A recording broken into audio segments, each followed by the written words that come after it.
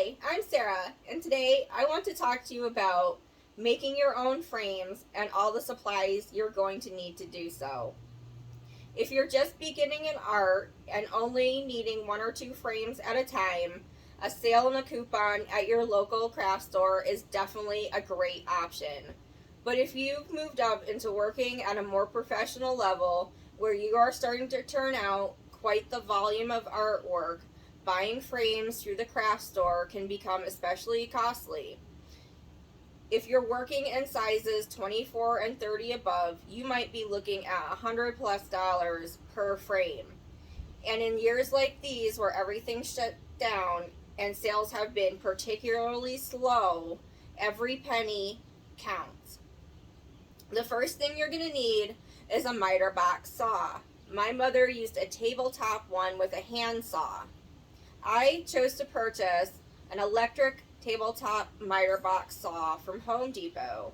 It's Ryobi. It retailed for $135, and I did need to purchase an additional finer tooth saw blade. The one that it came with was made for a more robust lumber and tore up the delicate framing molding. You're also going to need a combination or speed square.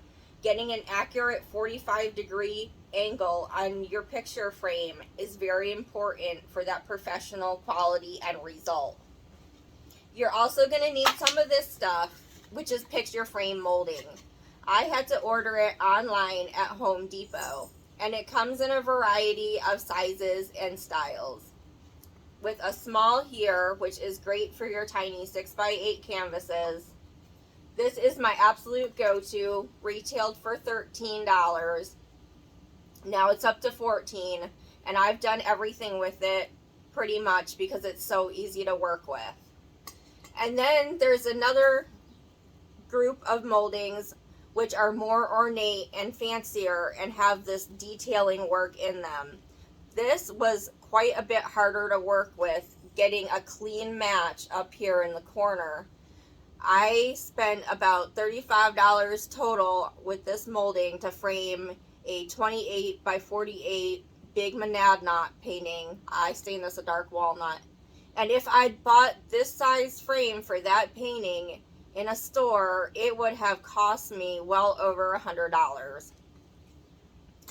The next thing you're going to need to invest in is a nice set of corner clamps. My go-to is the DeWalt. I really like working with this one. The only problem I did have was my picture frame molding doesn't quite sit all the way at the bottom for that mid-size. I had to make a little brown paper pillow so it rested nice and flat in there on this lip. You're also going to need some wood glue to glue in the corners when you're putting them in the clamp.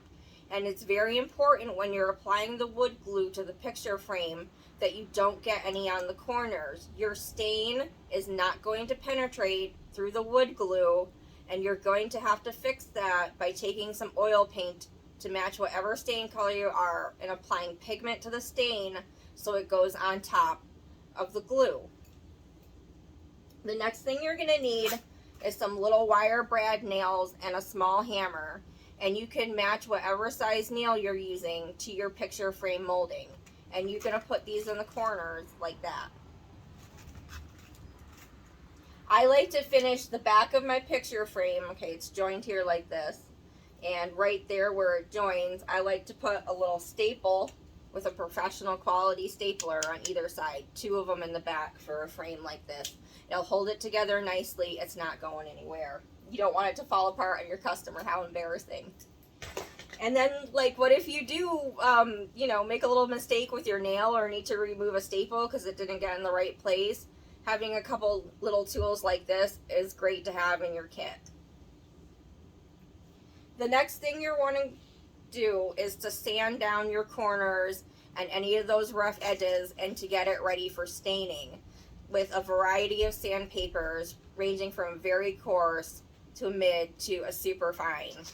You don't want a customer getting a splinter. That wouldn't be good either. And then when you're working on actually doing the staining, before you do it, you want to create something like this with your colors, which is a stain stick. You want to be able to match your color to whatever painting you're going to do. It's going to cut down on waste on your painting, on your frame, on your stain, and you're going to know exactly what you're doing. You have a plan going into it before you even start. And I like wearing gloves. It's messy. It's messy cleaning this up. It really helps. You're also going to need a couple paint brushes made for stain. And the stain comes in a variety of colors and price ranges. I really didn't like the stain that already had the polyurethane in it. It applied very stickily, and it was very hard to work with. These lower end stains are very runny and require 2 coats. The mid-range stain, I really did like. It went on nice. And you finish them in polyurethane. And you're going to need some of this, which is your mineral spirits, and it's really good at cleaning up the stain. It works better than turpentine. And the last thing you're going to need are these. It's some offset clips for mounting your canvas into your frame.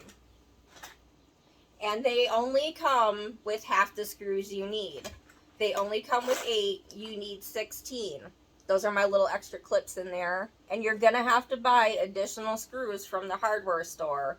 And you want to put one of these on every side of your frame. So you need 4 total per picture. And you're going to need a screwdriver to install these little screws into the back of your canvas and frame.